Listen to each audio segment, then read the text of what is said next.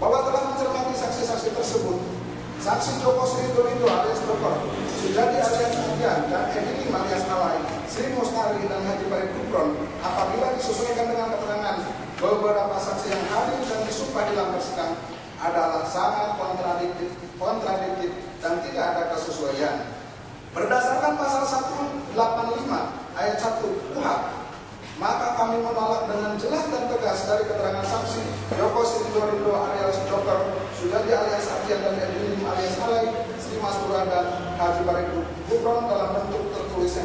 yang diajukan ke dalam persidangan dengan alasan bahwa keterangan saksi-saksi tersebut tidak ada kesesuaian dengan keterangan saksi-saksi yang terdapat di dalam persidangan yang telah disumpah. Hal tersebut adalah sesuai dengan pasal 185 ayat 7 KUHP yang menyatakan bahwa keterangan dari saksi yang tidak disumpah meskipun sesuai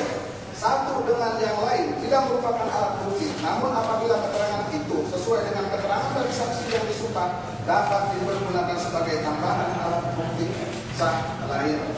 Bahwa lain dari ketentuan tersebut dalam pasal 116 ayat 1 KUHP disebutkan bahwa saksi diperiksa dengan tidak disumpah kecuali dengan cukup ada cukup alasan untuk diduga bahwa dia tidak akan hadir dalam pemeriksaan pengadilan. Bahwa sehubungan dengan hal tersebut berdasarkan fakta-fakta yang terungkap di dalam persidangan bahwa keterangan saksi Jaminto yang menerangkan bahwa saksi menyatakan nama dalam pemeriksaan oleh penyidik telah disumpah. Berdasarkan poin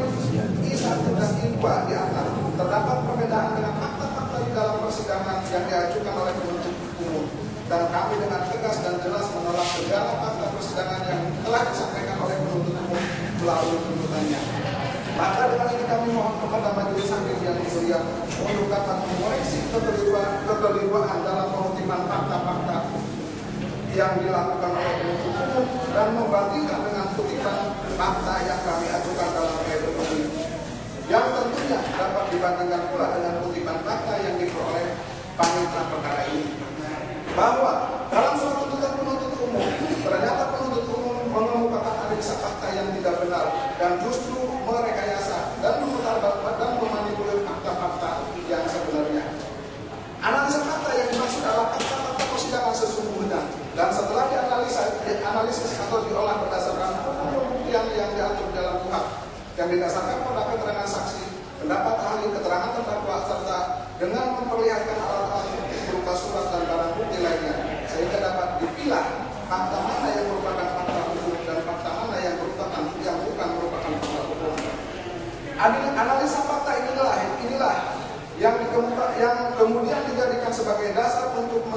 menentukan dan menilai perbuatan terdakwa. Apakah perbuatan terdakwa memenuhi unsur-unsur dari dakwaan yang didakwakan oleh penuntut umum,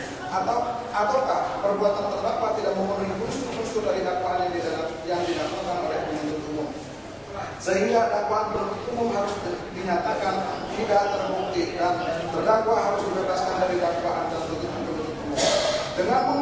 Dengan mengemukakan analisa fakta yang direkayasa dan dimanipulir dalam surat tuntutan penuntut umum, membuktikan bahwa penuntut umum tidak dapat membedakan fakta mana yang merupakan fakta hukum dan fakta mana yang bukan merupakan fakta hukum,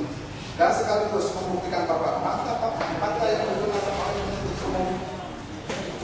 untuk membuktikan dakwaan primer yang menurut penuntut umum terbukti adalah tidak didasari kepada fakta-fakta hukum yang sebenarnya yang terungkap di dalam persidangan, namun hanya didasarkan kepada keterangan saksi yang ada di BAP, saksi yang diberikan di depan penyidik, sedangkan keterangan saksi yang tertuang dalam BAP yang diberikan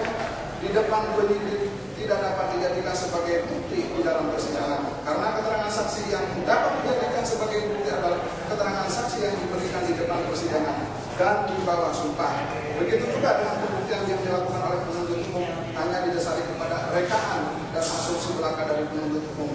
serta manipulasi fakta yang diciptakan oleh penuntut umum dengan tujuan untuk mendukung surat tuntutan, yang tentunya dengan maksud untuk melalui majelis hakim serta dengan tujuan untuk mencapai keinginan orang-orang tertentu yang menginginkan terdakwa dijatuhi hukuman. Majelis hakim yang kami muliakan, penuntut umum yang kami hormati, kami yakin penuntut umum di dalam hati kecilnya akan berkata lain, tetapi apapun dikata penuntut umum belum mempunyai keberanian untuk melawan kata orang lain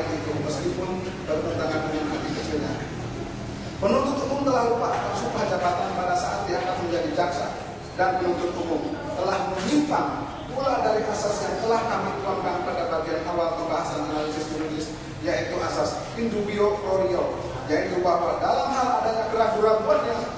akan kesalahan terdakwa, maka penuntut umum harus menuntut terdakwa bebas atau in dubio pro reo. Dari fakta-fakta yang dikemukakan oleh penuntut umum dalam surat tuntutannya, halaman 20 sampai 26 yang digunakan untuk membuktikan dakwaan primer, terdakwa telah turut serta melakukan menerima, membeli atau menjual, menerima tukar, menerima titipan, menyimpan atau memiliki hasil hutan kayu sebanyak 108 meter kubik yang diketahui atau patut diduga berasal dari kawasan hutan yang diambil atau dipungut secara tidak sah yang menurut penuntut umum terbukti. Akan tetapi sebaliknya, fakta-fakta versi penuntut umum telah menghalalkan segala cara dengan membuktikan dakwaan tersebut. Karena fakta-fakta yang dikemukakan oleh penuntut umum sebagian besar tidak sesuai dengan fakta-fakta yang sebenarnya yang terungkap di dalam persidangan. Hal tersebut tentu saja akan mengakibatkan munculnya kesimpulan bahkan penafsiran yang sangat berbeda dengan kejadian yang sebenarnya.